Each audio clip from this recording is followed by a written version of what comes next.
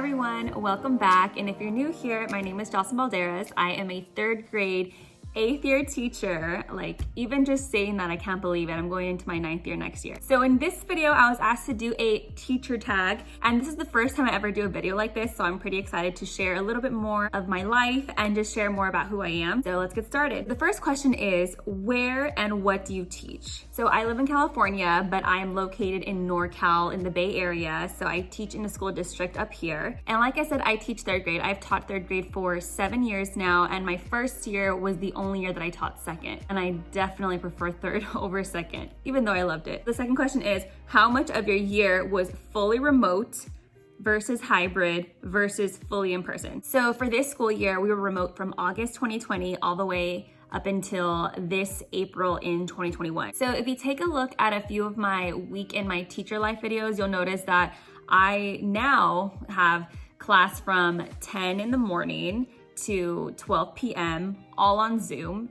And then I have like my lunch break, and then from 2 to 4, we have in person. So I've never had to do hybrid. I've only had to do remote and then remote and in person. So just like a short 2 hours for a cohort of students that like need that extra support. So the next question is, what are you planning to do on that first weekend of summer break? So I'm actually going to Texas. I'll be in the Dallas area. So excited about that. I'm going to visit my childhood friend. She moved, unfortunately, in 9th grade. And I have just been going to visit her ever since, and vice versa. Probably go to Waco and visit Magnolia. Definitely one of my favorite places to go visit. So the next question is, how does your summer morning routine differ from your school year morning routine?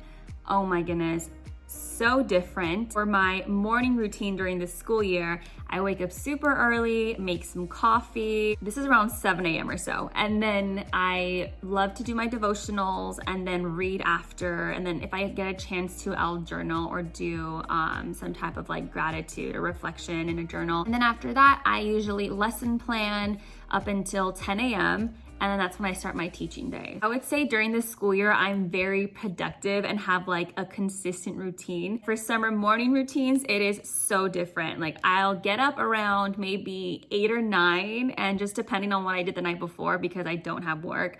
Sometimes I get up around 10. I know it's not that great, but hey, it's the summer, right? It varies so much during the summer. And I think that's okay because, 9 months out of the year, I have like a very strict routine. I'm very disciplined when it comes to that. But in the summer, I just, hang out with friends on one day, go to the beach on another day, go hiking on another day. And that's definitely one of the beauties of being a teacher. You just have the summers off and you can enjoy and relax. Next question is, what's on your reading list? Ooh, that's a good one.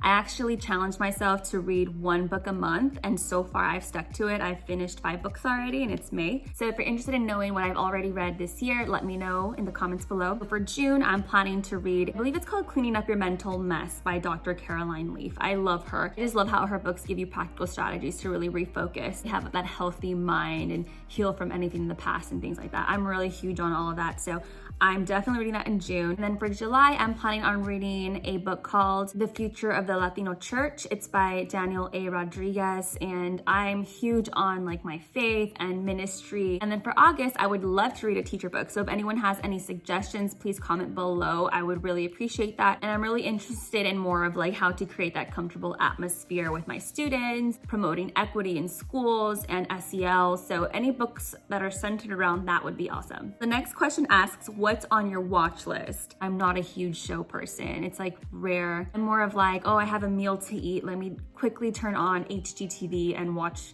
this show or something like that. I feel like when I choose something, I binge watch it in like a couple days. But I am a huge fan of the Bachelor series, like The Bachelorette, The Bachelor, Bachelor in Paradise, all those shows. I think there are a few coming out later in the summer, so I'll probably be watching that. As for like Netflix, I really like this show called Queen of the South. I've been watching that with my dad. That's like our show. What have you been putting off for months that you hoped to do during the summer?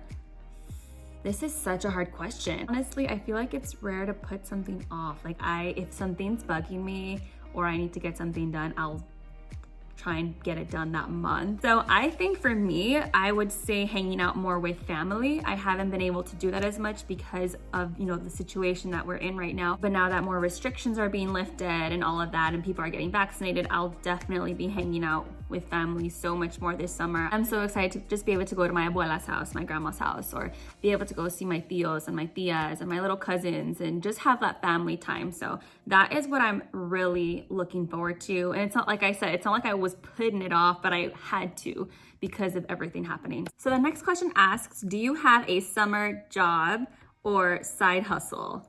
I don't. I do have a Poshmark though, so I'll link that below if anybody's interested. I usually do summer school, but this year I just decided to take the summer off and just really enjoy and relax. Next question is, what is your ideal self-care summer day? Kind of like what I was saying earlier, for me, self-care is centered on like what my body is asking for that day. Like, do I need to sleep in a little, or do I need to go on a run or on a hike? But ideally, I would say waking up early and going to a coffee shop, get some reading done, and then following that up with a really great breakfast, and then maybe a hike, and then getting a smoothie after. So that for sure is like my idea of a self-care summer day. Next question is, what is your favorite thing to do inside? We've been home all year, for this pandemic. So I have had to be creative, right? And come up with so many different things to do. I would say probably watching some YouTube or reading, or like I said, journaling. I also just recently started getting into YouTube this January. So like learning more about editing, filming, all that kind of stuff. So